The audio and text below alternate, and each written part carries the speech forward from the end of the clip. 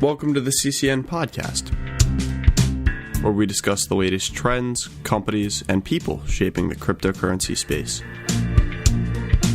I'm your host, Jake Sylvester.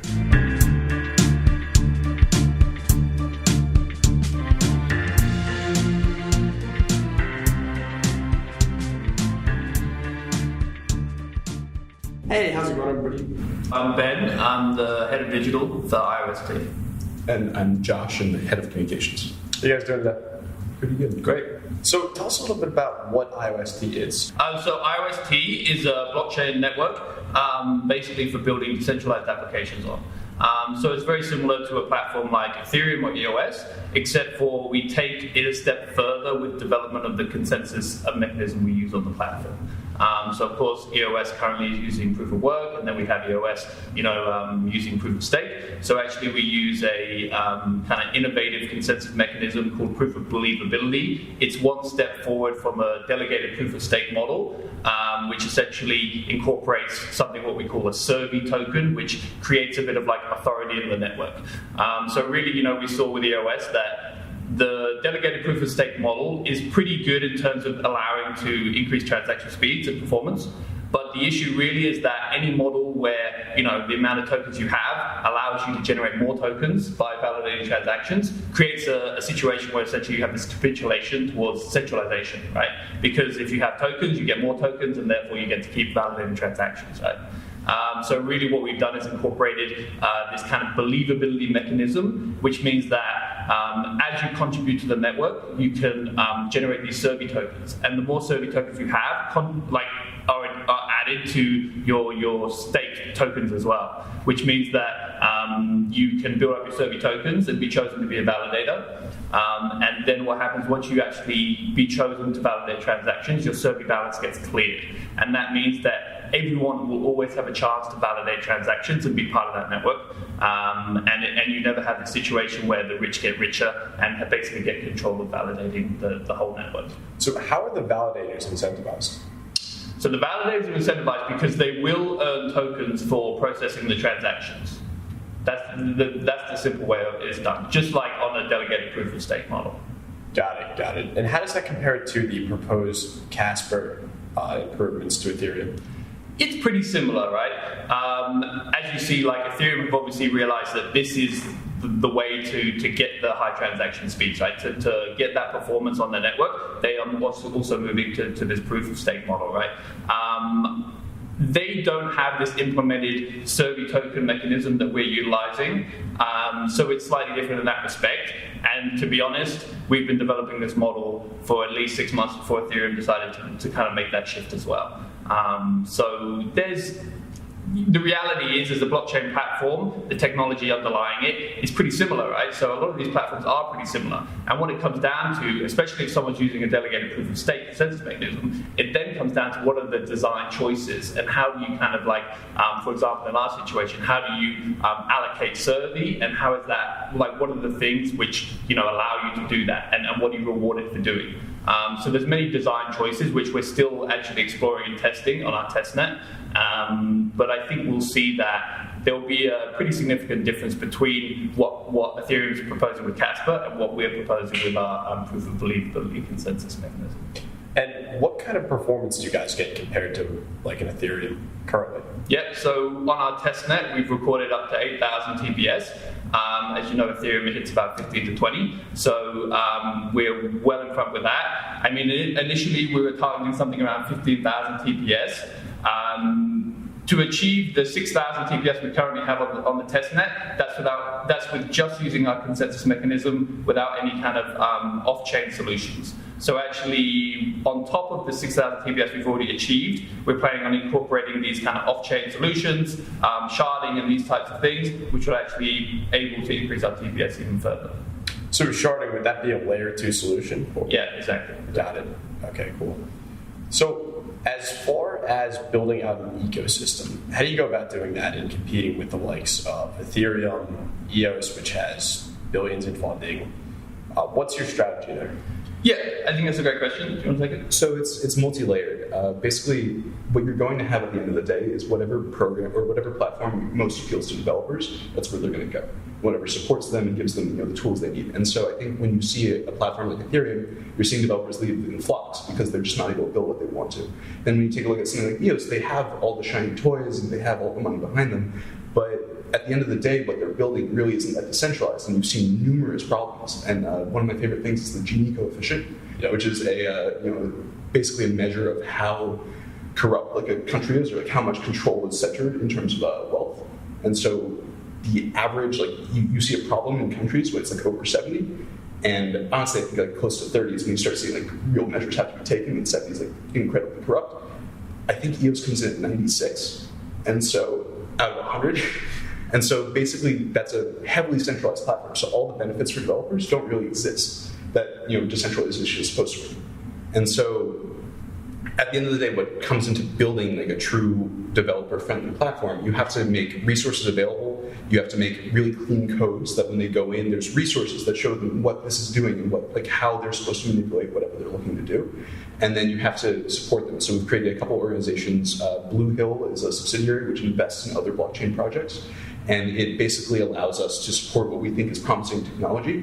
And then if we see other platforms that are being built or other interesting DApp ideas, we're able to put money into them. We also have Theseus, which is a DApp development team that's sponsored within our team. And so we have 12 developers working full-time, working on use cases and trying to create both example use cases and final form, with the idea of being inspiring the developer community and laying kind of the bones so that they can build something bigger on top of it. Yeah. So as far as the development team or the development tools themselves, we've seen a lot of projects implement JavaScript SDKs and things that are easy to use for web developers and that feel comfortable to them. Have you guys done anything like that, and what does that look like? Yeah, so currently you can build on the testnet with Lua. And we're also implementing JavaScript very soon. So following on, the previous question, we're doing a lot of work. Obviously, the development of the network itself is super important, but of course, bringing developers in to want to build on the network is one of our highest priorities. In fact, this office and several of the offices we have around the world are specifically built as non-development offices, and they're really focusing on how do we essentially, build a community, how do we attract developers onto the platform, right? So we do a lot of work around that to try and make it as easy as possible for people to build on the platform, and allowing JavaScript, for example, is one of those things. There'll be lots of other tools rolling out around the launch of our mainnet to help developers through that process. And as Josh mentioned, we have this organization which can fund development teams when they have interesting projects that they want to develop, alongside a lot of other support and community efforts from proposing ideas, getting funding, and supporting that in general. As Josh mentioned, we have this Blue Hill organization that not only provides funding for potential applications on the IOST network, but we also provide things like recruitment services to find top talent, just operational support, and all these types of things to basically make it as easy as possible for developers to come to our platform and choose it for their development. And talk a little bit about how that organizational structure happens, right? Are you guys a decentralized autonomous organization, or how does that work and how is it governed? Yeah, so we are a foundation based out of Singapore.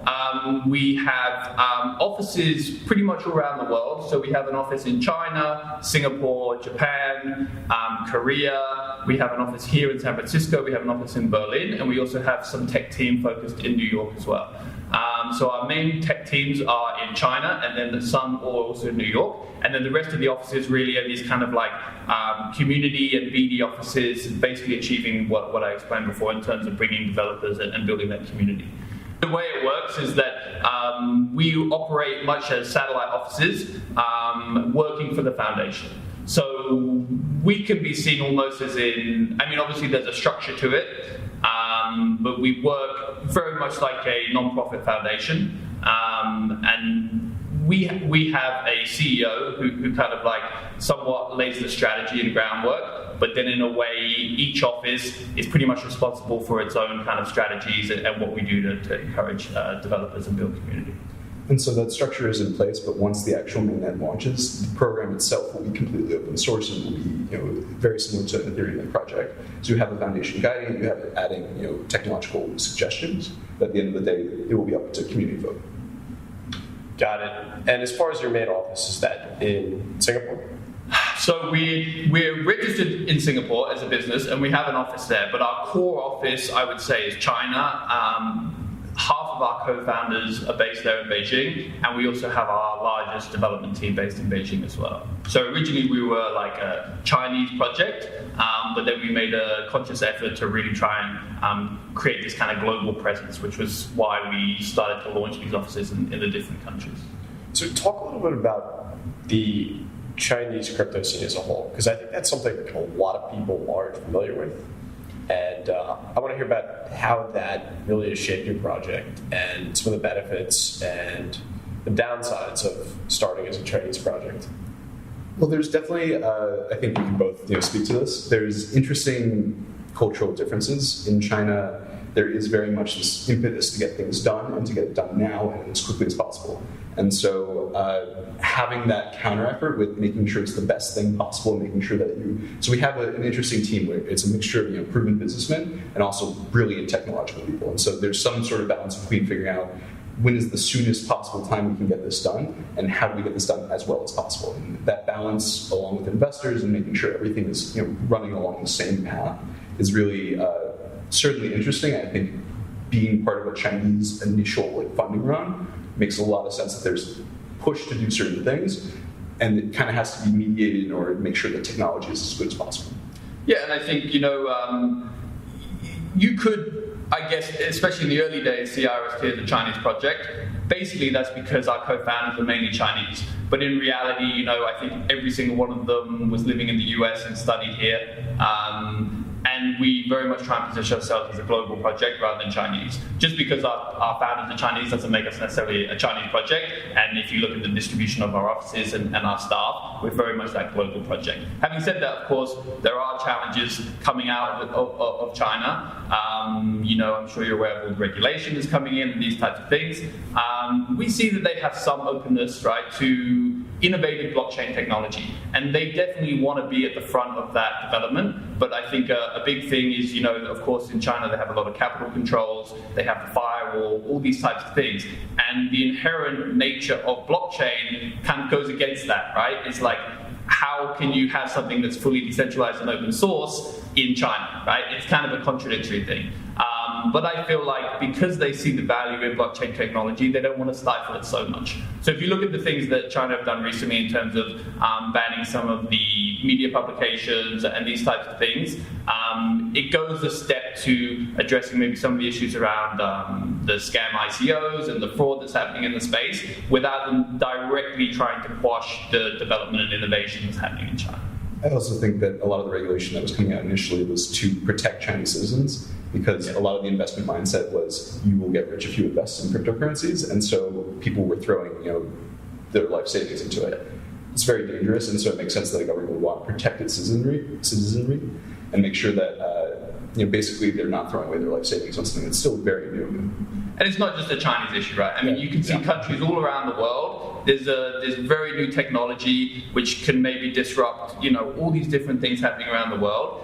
And governments don't really know how to deal with it. They don't want to stifle innovation, but then at the same time, they don't want to lose control of, their currency and all these different things, right? So I think we'll see over the next few years how governments start to react with it. I think once we see a few of the big players like the US, Europe, bring out some pretty concrete guidance and legislation around it, I think we'll find that a lot of other countries start to follow suit. Then once we have this clarity, it's actually a very good thing for the space, right? You see, especially in terms of institutional money coming into the space, they have a lot of concern around that because the regulation isn't very clear. I think once we see a lot of those issues start to be resolved, we're going to see a big kind of boost in terms of people wanting to get into the space, fund it, and these types of things as well. Yeah, so segue to the future. Where do you guys see your project in 5 years, and how do you get there? I think it's a great question. In a perfect world, we'd like to see us being, the dominating blockchain platform that is the go-to choice for anyone who wants to build on an open source, decentralized network. I think in reality, in the next 5 years, there's going to be several projects that achieve pretty high performance and still remain to be decentralized. And I feel that there'll be somewhat of a similar situation between, something like Android versus iOS. You might have various different platforms. They may also be very relatively regionalized. So, you may see a project that is mainly used out of China or Asia. You may see one for Europe and the US and these types of things. I think to make a long-term prediction on, that kind of space is kind of difficult, but the reality is like we're just going to keep plugging on with the development, make sure we adhere to the principles which we set out in a lot of our documents in terms of remaining decentralized, high security, high transaction speeds. And then really it's going to come down to, once we launch our network, how can we encourage people to build on top of our project, as well as, of course, us developing things on it as well, right? So, in 3 to 5 years, we definitely want to see a high-performance decentralized exchange on our network, or hopefully a few different ones. There's high performance that can compete with something like Binance, We'd like to see some social networks pop up. I don't want to say competing with Facebook, but at least moving towards that kind of level of usability. We'd like to see digital marketplaces, which I think is probably one of the key use cases that we see from the technology, not just for simple buying and purchasing of digital assets, but renting server space, using people's time, all these different solutions that when you have this very easy to use digital marketplace where pretty much anything that can be commoditized can be sold, is something that personally I'm also very excited about. At the end of the day, it's really not a zero-sum game. You're building technology and it's open source. And so when we come out with our mainnet, someone will take a look at what we've created and they'll say, that's interesting, and they'll take a part of that. And so it's about both building the technology and also building that network and building legitimacy, showing that we are here to make this network and we're going to do our best effort to make sure that every developer who wants to build on us has all the resources they need. Cool. Well, it was awesome having you guys on. We'll have to do it again sometime. Great. Nice meeting you. Thanks so much.